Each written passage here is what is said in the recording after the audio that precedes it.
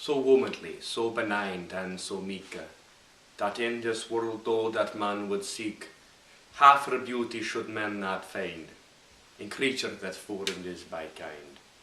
And therefore may I sing as thinketh for me, this song in praising of this lady free.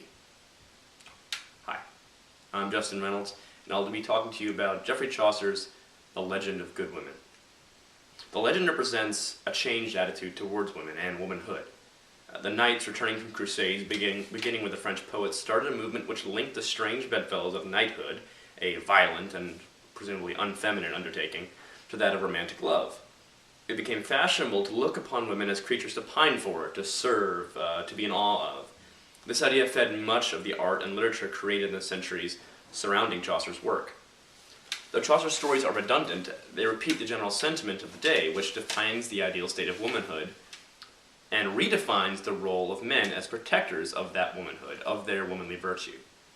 It is, as best as one can find, a feminist 14th century work. Kind of. At first blush, Chaucer's work is set as a guide to women, warning them of unworthy men. O silly woman, full of innocence, full of pity, of truth, of conscience, what marked thou to men to trust in so? Have ye with ruth upon her feigned woe, and han swirch old ensamples yo before? See ye not all how they have been forsworn? Where see ye oon that he had not laughed his lief, or been unkind, or done her some mischief, or peeled her, or boasted of his deed? Ye may as well hit seen as ye may read. Chaucer extols the virtue of his ideal good women. He then shows how these virtuous and upright women are hackneyed by scores of otherwise virtuous men.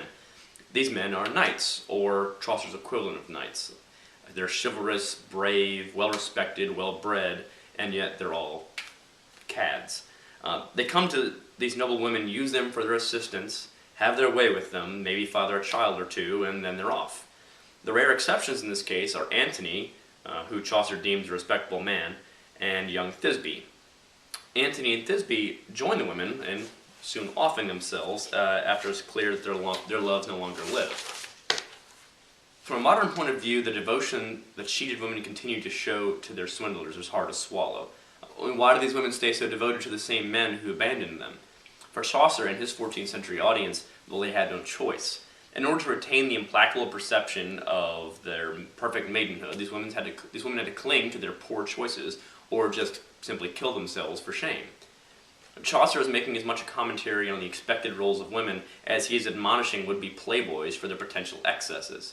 He takes otherwise well-known and heroic figures, Antony, Jason, etc., and casts them down, wishing upon them hell and hearth and whatever else he can muster. He warns maidens of the evil and cunning ways of men.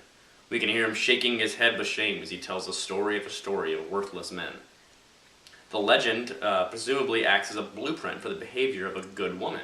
However, Chaucer's women, no matter how good they are fortune's fool, they're raped, they're mistreated, they're abandoned, or they're forced to kill themselves.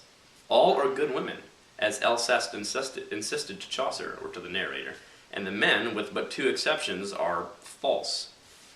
Chaucer here is making a commentary on the entire system, whose rules, as Cupid lays out for him, are impossible to follow, or make for cruel ends.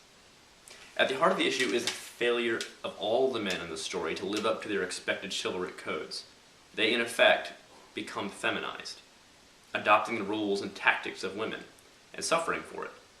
The women who suffer along with them are to be pitied for sure, but they serve as a backdrop and the sad casualties of a system whose rules can be difficult to live up to. Men in Chaucer's tale are weak, needy, plotting, seductive, rapacious, and driven by lust. Basically, women. The archetype for women in literature, from Adam and Eve to Greek mythology, is a beguiling temptress with an ulterior motive. This is abandoned in Chaucer's work. Rather, here it is the men who seduce the women, take advantage of their help, and then get what they want in a cunning or duplicitous way. Chaucer's roles are at once liberating for women and restrictive.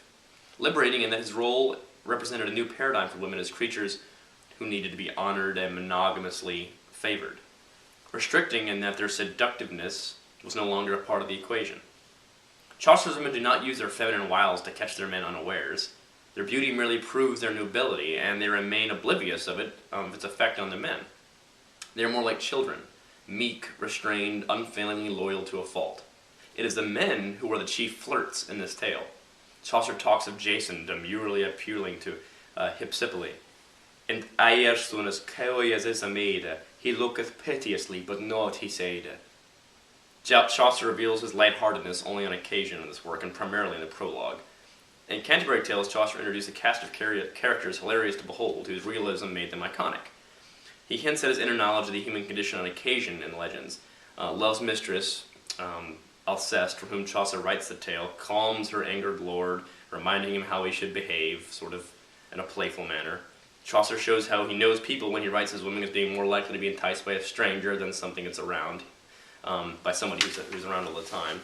And women falling in love with men who they have to help. Sort of a nurse-patient relationship. Taken as a whole, Chaucer's work resembles a satire on the institution of heterosexual love. Cupid asks for tales of evil men, and Chaucer responds by putting good women, women who follow the institutional rules, into situations where they're left with no options. The false men who Chaucer is charged with writing about are presumably the rapists and Don Juans of the later stories, but our good men, Antony and Pyramus, can be found equally culpable. Antony is so overwhelmed by his love of Cleopatra that he neglects his manly duties and strays from politics and war, as he should be focusing on. He kills himself not for the love of Cleopatra, but because he realizes too late the shame he has brought on himself and his failure as a man to protect Cleopatra. Pyramus too kills himself, not out of concern for Thisbe, but for his failure as a man to protect her. The knightly chivalrous model emphasized protecting women, not necessarily loving them. Precisely because of their commendable weakness, vulnerability, and susceptibility to evil men, women, it was presumed, needed to be looked after. Pyramus and Antony's failure to accomplish this make them weak. Their love for their women blinded them to their manly duties of protection and made them fail in this regard. Their weakness manifests itself in their final act of suicide as well. Chaucer considers suicide a cowardly act reserved for desperate women who have no other options. Chaucer tells the Black Knight as much in The Duchess. Had Dido, queen eke of Carthage, that slew herself for Enos, was false, a which a fool she was. She was false. Dido was a fool for doing that. The rapists in this story are somewhat exonerated for their deeds. They are overcome with desire, a womanly trait, and cannot help themselves.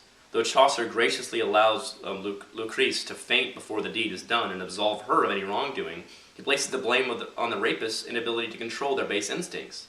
They wrongly become overwhelmed with the beauty of their victims and cease to comport themselves as a man should, remaining master of themselves.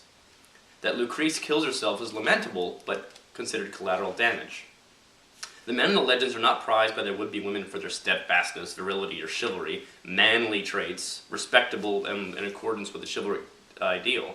Rather, the women, moved by the men's vulnerability, find themselves attracted to the men for their looks and their need for protection. Once the men have the upper hand, they craftily and shamefully attempt to escape from their obligations. In an effort to recoup their lost manhood, the men betray the women and fail further in their role as good men by failing to protect the women. Chaucer's legend of good women is a piece which at once comports with the emergent ideals of womanhood, or wifehood, as he calls it, while sarcastically putting forth ancient examples who are unable to live up to these ideals. The men in the story are unredeemable, but only because they have lost their ability to be men in a chivalric sense, and have adopted womanly traits. The lesson is that the protection and respect for women is the highest goal, and there is some danger in mutual romantic love if it gets in the way of a man's primary duty of protection. Chaucer's right living, in this sense, becomes unattainable, an ideal which, when put against the realities of the brutality of life, fails the test of justice.